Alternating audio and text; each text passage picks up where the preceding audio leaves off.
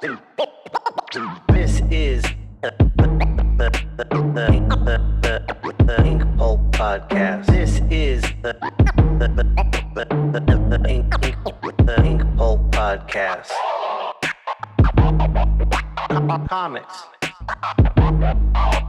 hip hop,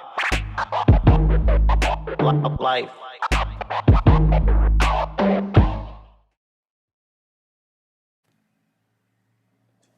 Welcome to the INKPULP podcast. I'm your host, Sean Crystal. Boxing, chess boxing. Anyways, enough Wu-Tang for now. This is part 6 of how to break in. The last part. So this is where I'm going to tie up a bunch of little loose ends and address miscellaneous topics. So you've decided you're going to go for it. Comics is for you. You want to go for it. I've said it before. It's a difficult way to make a living.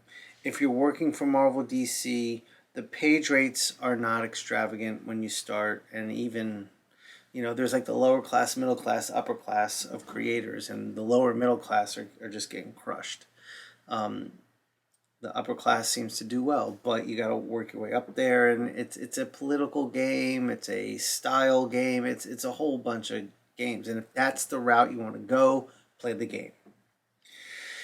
It's a difficult way to financially survive being a comic book artist. I've learned this. I have friends who are very successful at just being comic book artists, but they're few and far between. And I'm talking some of the most talented people I know struggle. So there's a few things we should discuss at this point. You've decided you want to go for this. You've accepted the fact that this is a difficult life, difficult in terms of the amount of money you make, difficult in terms of the time requirements of you. I mean, you're talking about 60, 70-hour weeks a lot of times if you're working freelance for page rates. But you're passionate, you love this, you're going to do it. It's hard though. Just say, I don't care, I'll do it. And I've done it. I know what it's like, but it's hard. It takes a toll. And if you're married or you have kids, it's even harder. That said, I'm not trying to discourage you at all. I stuck with it myself, and I encourage you to do the same if this is your passion. So the first thing is know your worth. It's very easy to be a newcomer and just say yes to whatever they throw at you.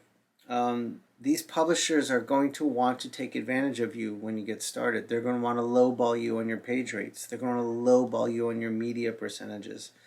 It's their job to make more money for them. It's just the nature of business. It's the nature of corporations. So you've got to kind of know that. You've got to not be afraid to ask for what you feel you're worth.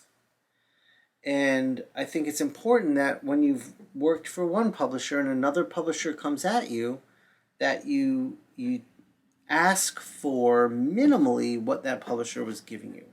But what I think the trick here is to do, let's say your page rate is 300 at Marvel. DC approaches you for the first time and says, we want to work with you. We got to get a page rate going for you. What's your Marvel rate? I suggest fudging it at that point. Not by much, $25, $50 a page. Say I get $325 over there, so I need you to match that. And they will 9 times out of 10 want to at least match what the other publisher has. And what you've just done is given yourself a raise. Now, they do have people that know each other, different publishers, but, I don't think they talk rates too much. And it's a risk. If they're like, well, Marvel told me it was 300, so what? You're on your own as a freelance artist. No one is looking out for you, and no one is trying to help you get more money. That's up to you. So be a little aggressive, play some games. There's good books on business and negotiating that are really worth your time and investment.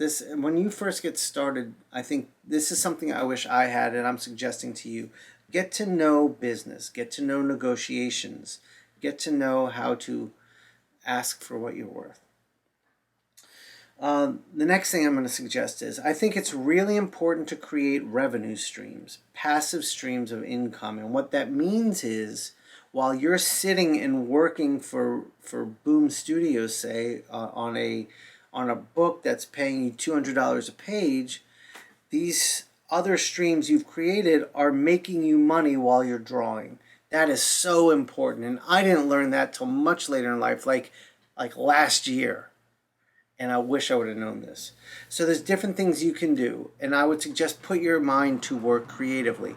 I asked myself, what do I offer as an artist, as a creative person? What can I offer that people would want to buy? I have a background in teaching and art education. I created INKPULP Instruction, and that link is in the comments. But my goal there is to offer a really affordable way to learn from the top creative minds in the industry that will help you become a better artist yourself without having to. If you're in art school, it's a great supplement, but if art school is just not an option, if it's too much, this is a good replacement. So I've created that. I also have my TeePublic site where I can just create drawings and pop them on the site, and they'll put them on t-shirts, coffee mugs, water bottles, phone cases, whatever you want, and they do everything. You get a small percentage in comparison to if you printed it all yourself, but you don't have to keep any inventory, you don't have to deal with any shipping, you don't have to do anything but upload your artwork and promote it, and the money comes in if you promote it well. And it takes a while, and you got to build up a library of stuff there. But even having, like, let's just say that makes you $30 a month, it's $30 a month. Then create something else too that maybe gives you another $30 a month. And we've got, like, 4 of these things, that's $120 a month. And if you're like a young 18-year-old, you've got a part-time job and you're trying to get away, it's good money. Or if you're working on that Boom project at $200 a page, that's an extra $100 a month on top of what you're making that you didn't have to do much for. So I would say put your mind to work, create passive streams of income. That's really, really key here. That just, my goal is my passive streams of income cover my monthly expenses, which completely frees me creatively to do whatever the fuck I want with my art, because I don't need it to make money. I want it to make money, but I can do whatever I want, and I can stay very true to my voice.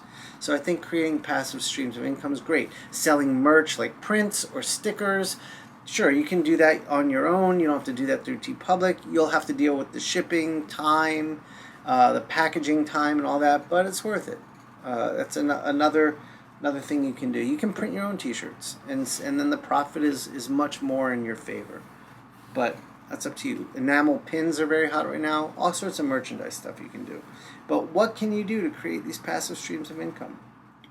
Recommend it. Also, since comics doesn't pay great, there's other fields that need artists that do pay great. Advertising storyboards pay incredible amounts of money.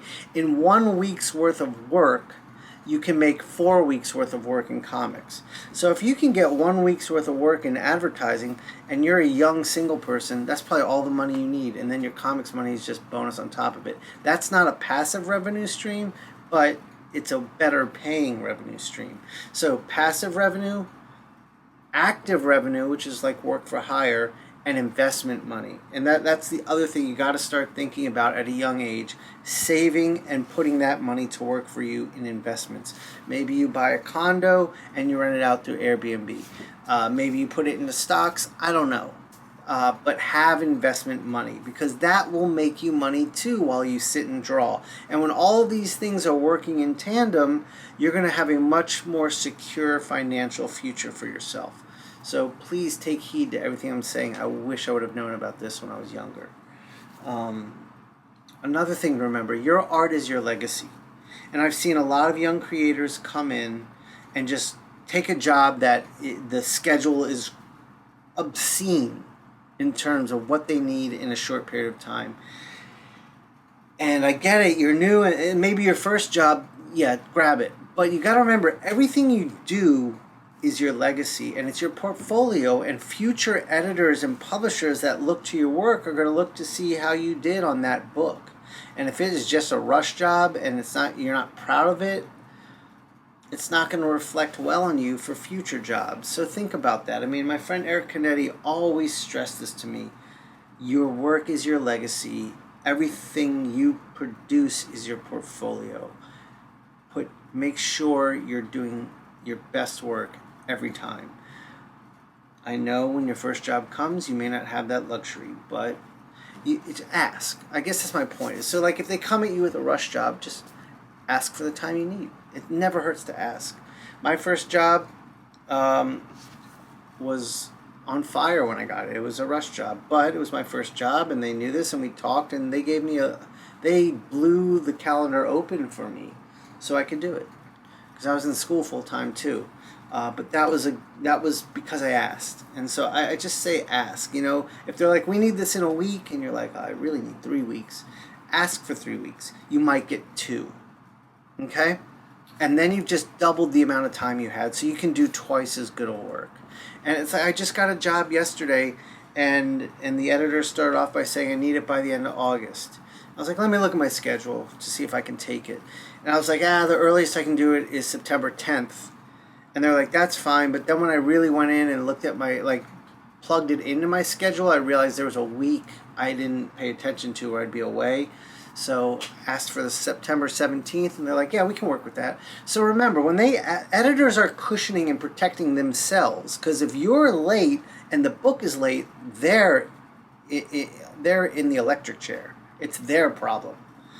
You might not work that editor again because that editor is pissed at you, but that editor's in trouble.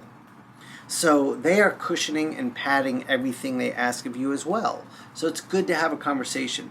Now I was able to have this because me and this editor have history together, and I have a rapport, and they know I'm not going to fuck anything up. So if I ask for more time, I've earned their trust and respect in that regard.